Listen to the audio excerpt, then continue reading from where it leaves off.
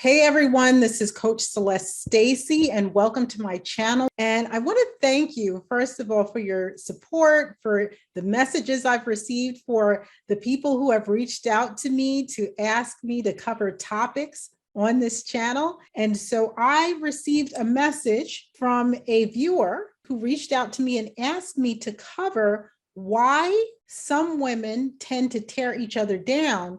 And this particular viewer referred to Black women, and she says that you see it all the time in reality TV shows. And by the way, I've seen some reality TV shows. I don't watch them anymore, but I've seen how people behave badly and are paid to behave badly in reality TV shows. And I could tell you, it's not just Black women, but this particular viewer asked to address it with about Black women. And she said, you see it in reality TV shows. It's a toxic environment, but that toxicity is scripted.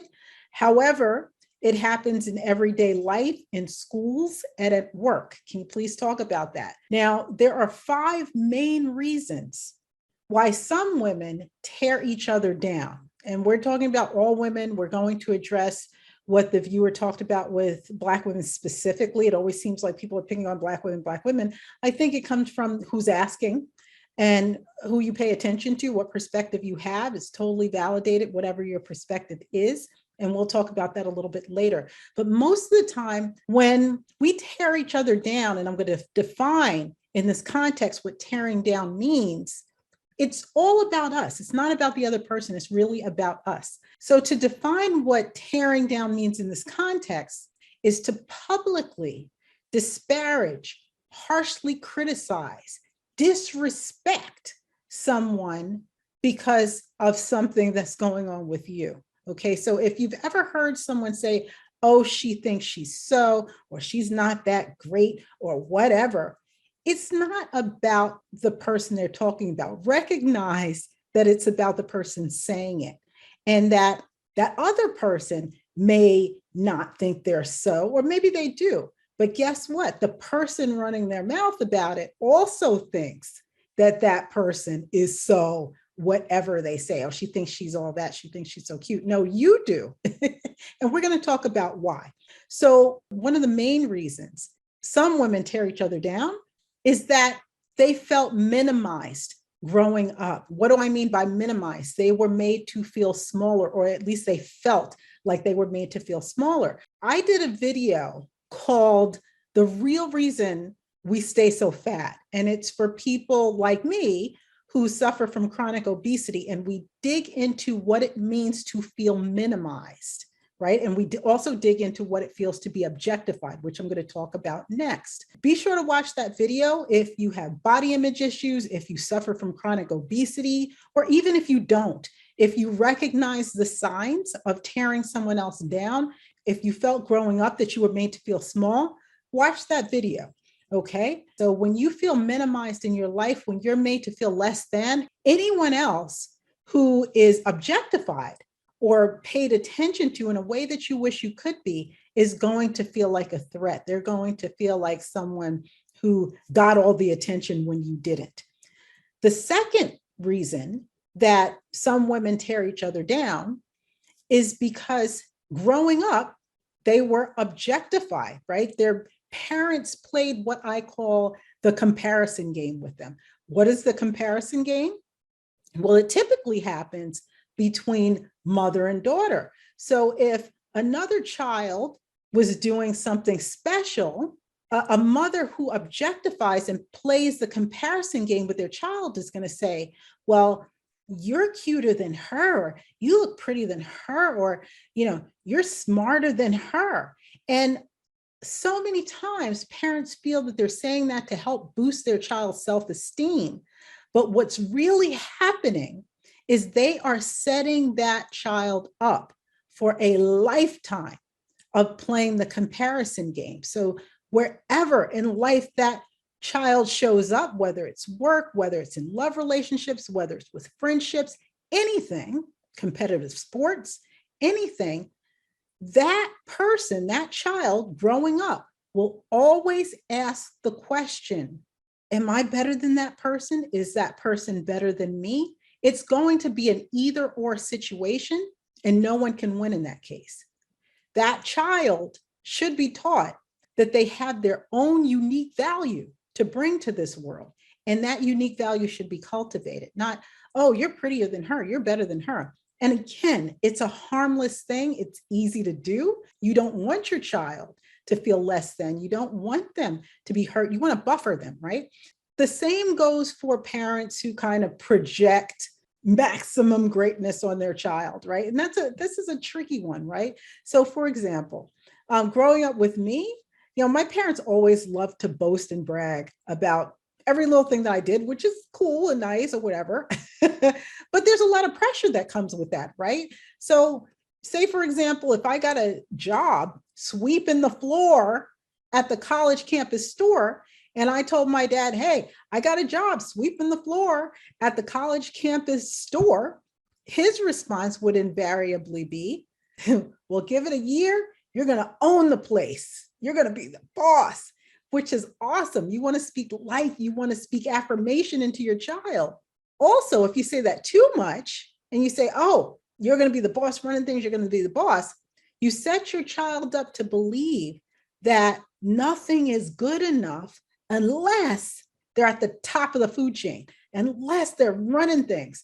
And that could set up a child too to become a perfectionist. And boy, do I know that I am a recovering perfectionist, a recovering perfectionist at all times. Okay, so that's another reason your parents played the comparison game. You were objectified. The third reason that some women may tear each other down, we were trained to believe that we can't have it all, right? Especially in the US. I live in the US, especially in America. We're trained to believe that we cannot have it all. We're told that we can have it all, but we're trained to believe that we can't. So for example, way back in the day, there was this thing about blondes, right? Blondes had more fun. Blondes got all the guys. Well, what did that do? That objectified blondes and that minimized brunettes. And so brunettes, what do you then do to make them feel validated? Well, you say, well, blondes are dumb, right? So that's where that whole dumb blonde thing came from. That was so harmful to people just because of their hair color, right? And so in movies, you saw the dumb blonde who didn't seem to know, their ass from their elbow. And you see the brunette who's always the studious one, the smart one. Why? Because it was the great equalizer for people. It's like, oh, she can't possibly have it all. She can't possibly be beautiful and smart. Well, what about me?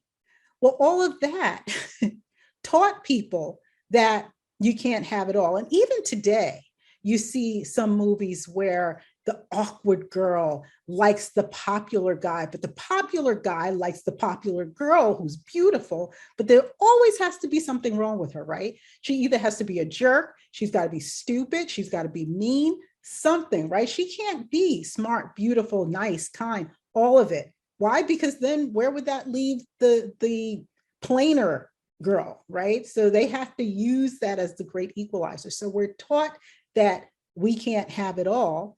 And that's why so many women, when they see a woman who, oh my gosh, she's smart, she's got beauty, she's got brains. Oh no, she's nice. Oh my goodness, she has money. What? She can cook? All right. No, that's too much for one person. What about me? Right. So it triggers that inner child that says, what about me? The fourth reason why some women may tear each other down is because they want to distract other people from themselves. Like it's this whole lack of accountability. If you find yourself doing that, if you find yourself pointing the finger outward and you get enough people to look at what you're pointing at, then maybe they won't see some of the ways in which you feel deficient, right? Maybe they won't see some of the things in which you're not being accountable. And let me tell you, it's not just women who do this. I know men who do this. I know men who want to point the finger and not feel accountable for the things that they do themselves, right? So that's another reason. Lack of self-accountability and distracting other people saying, look over there, don't look at me because I'm not doing the things that I say that other person needs to do, okay? The fifth reason, and this is a big one. This is a really, really big one because it was rooted in reality, and in some cases it still is, in a lot of cases it still is, you feel that her excellence somehow threatens your survival. In environments like corporate America, for example, people actually feel that way. If you are in the minority in that environment, if you are one of the few women, if you are one of the few people of color, if you are in the minority in an environment where you feel that they're only going to promote a certain amount of me, right? Then anyone else who comes along who displays the same level of excellence or who brings a certain level of value that you feel that you don't bring, you're going to feel threatened by that person. And if you're the type of person who tears someone down, you're going to do everything in your power to be a hater, to point out the things that they don't do well, to discredit them, to undermine them, maybe to talk over them, to talk about them, to tell stories about them that may not even be true. And so, for example, there is a book, I was invited to a book club where they're talking about a book that I'd never heard of, and it's called The Other Black Girl. Apparently, there's an initial book called Black Girl, and this is the follow-up or another book by the same author called The Other Black Girl. And in this book, it covers pretty much the same situation where it is an environment where Black women are at the minority, and maybe even Black people are at the minority in this environment. And this one woman, she's striving, and then along comes another Black woman. Oh, dun, dun, dun. All of a sudden, this book takes undermining to another level. And it's a fictional book. I did not read the book. If you've read this book, let me know what you think. I have not read it. And so I kind of declined the book club because I said, well, I'm not going to read the book. But if you feel that someone's excellence threatens your survival in key ways to support yourself, if you find yourself in any of those ways, tearing someone else down, the main thing to remember is it's not about them. It's all about you. Get curious about yourself. And the first thing I want you to ask yourself is, what am I afraid of? What am I afraid of? Because when you feel threatened by someone else, something about their excellence scares you to your very core. What is it? I want you to uncover it. And you may not know, it may not be obvious to you. Part of it is identifying your patterns, right? It goes back to minimization and objectification. If you find yourself feeling threatened by other people, I want you to look at the patterns in your life where you're protecting yourself from it.